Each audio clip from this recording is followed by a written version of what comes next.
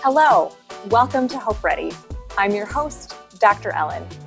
I think it's safe to say that none of us are happy that the pandemic is still raging across the globe. And I think most of us also are thinking, how long will this last?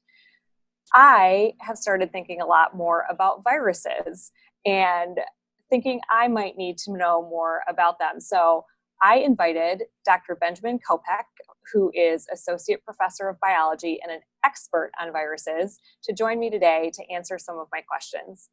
Welcome, Ben. Hi, Ellen. Thanks for having me. Yeah, thanks for being here. So just to get us started, can you give us some background on the biology of viruses in general, and then maybe something more specific to COVID-19?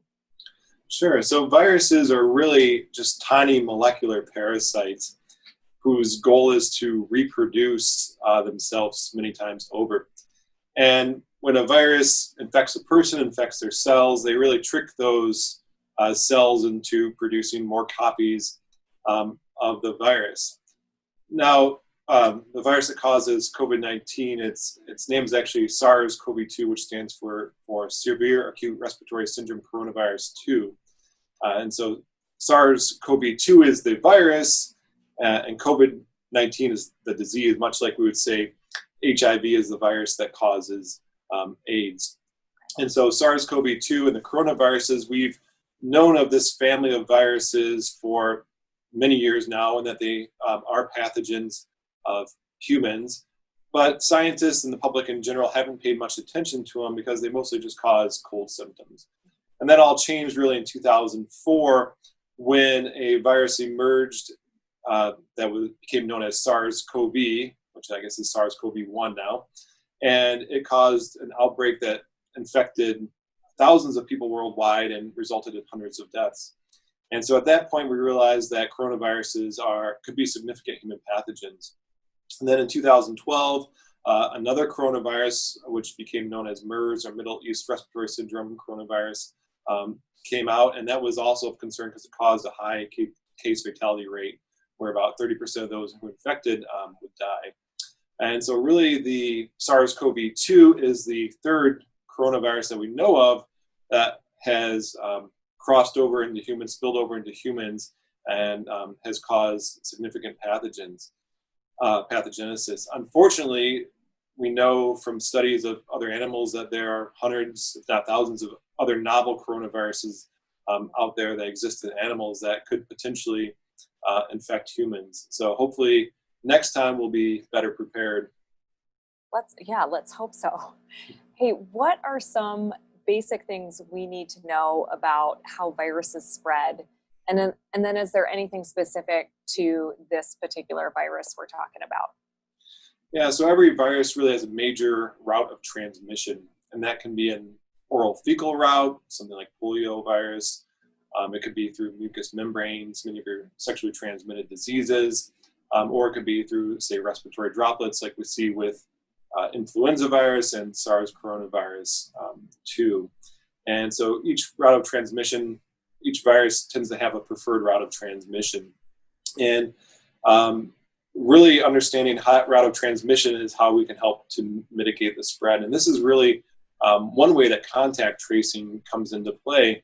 And we talk about a lot of contact tracing in terms of, finding people who are sick and then quarantining them or isolating them. But really epidemiologists also use that to learn how viruses spread. And so with SARS coronavirus 2, by doing that contact tracing, we've been able to see that, it's spread through these respiratory droplets, and we're able to get that epidemiological data that, wearing masks is an effective in preventing spread. That is great. One of the things that I wonder about is from the beginning, when we first started hearing about it, even until now, amidst this global pandemic, over the course of time, there still are debates about what we can do to mitigate the risks. Like, should we wear a mask? Should we not wear a mask? Can you just talk to us about how we know what information to rely on in terms of what safeguards to follow? Yeah, and we're really seeing, it's really about the nature of science, and we're seeing this play out in dramatic fashion in real time, right? So a lot of what usually happens in the lab, we're seeing play out in real time in the world. But in science, when we come up, we have a question, we have a hypothesis, and then we will test that hypothesis, and then we'll gather data, and the data will be in support of that hypothesis or against that hypothesis, and then we can go back and we can revise that hypothesis. So really early on, we didn't have a whole lot of information about it was a novel coronavirus, and so we had to formulate a hypothesis based on what we know about viruses in general and other coronaviruses, other viruses, and then we have to follow the data and to gather data in support of certain hypotheses or not.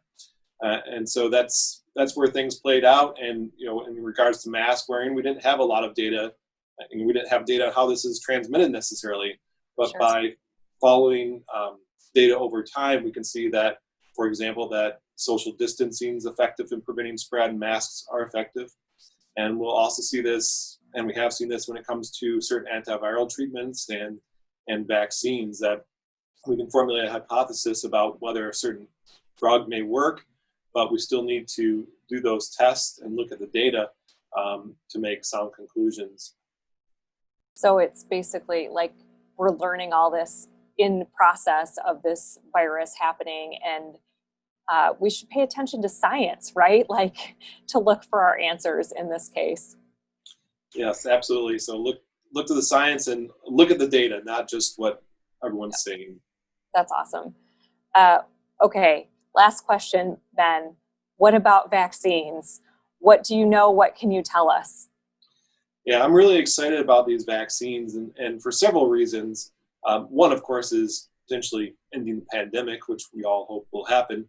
But second, there are really some new and exciting vaccine technologies out there. And the two leading candidates, or the vaccines that are farthest along at this point, have a new technology where they have taken some of those instructions that the virus has that it gives to the cell about how to make a certain part of the virus.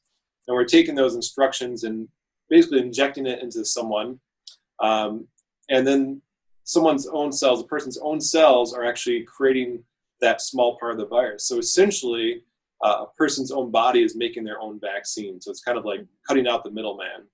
And one of the advantages of this technology is that these vaccines can be produced much more rapidly.